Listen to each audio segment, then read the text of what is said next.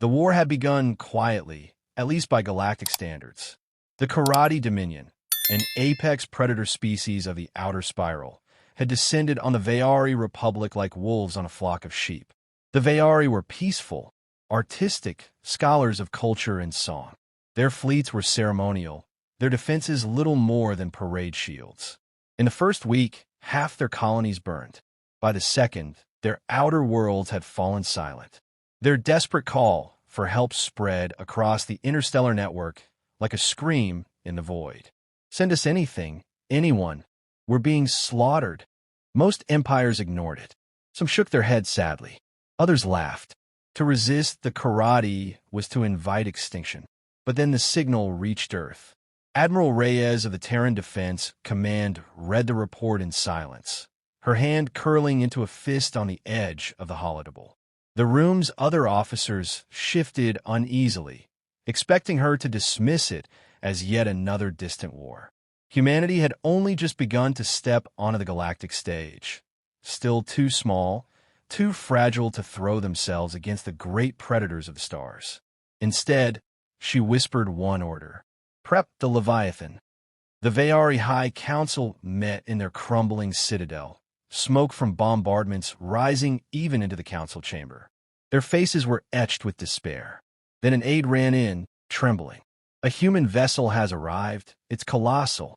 Above their capital world, the shadow of death itself eclipsed the skies. The Terran Leviathan-class Star Destroyer hung in orbit, 2 kilometers of armored steel, bristling with batteries, rail cannons, missile silos, and shield matrices that hummed like caged storms. The Veyari had asked for anything. They had not expected this. When the Karate fleet arrived, they came as they always did, thousands of predatory craft, serrated and organic, like a swarm of blades across the stars. They broadcast their usual threats. Surrender your world. Your people will serve as livestock. Resist, and you will burn. But this time, something answered. From a Leviathan, a single channel opened, calm and merciless. This is Admiral Reyes of the Terran Defense Fleet. You will not touch this world again. The Karate laughed. Their swarm surged forward. The humans fired. The first salvo alone annihilated 100 enemy ships, rail slugs moving faster than light could register, tearing through bio-armored hulls like wet paper. Plasma batteries lit the void, ripping apart swarms that had terrorized the galaxy for centuries. The Karate regrouped, lunging in coordinated waves. Their boarding craft struck like arrows against the human behemoth. But where they landed, they found corridors filled with Marines, power-armored and unflinching, who fought like demons unleashed. The battle lasted hours. The void itself seemed to boil with fire and wreckage. Veyari civilians watched from the surface, their skies painted with the trails of burning warships falling like meteors. For the first time in their history, the Karate retreated.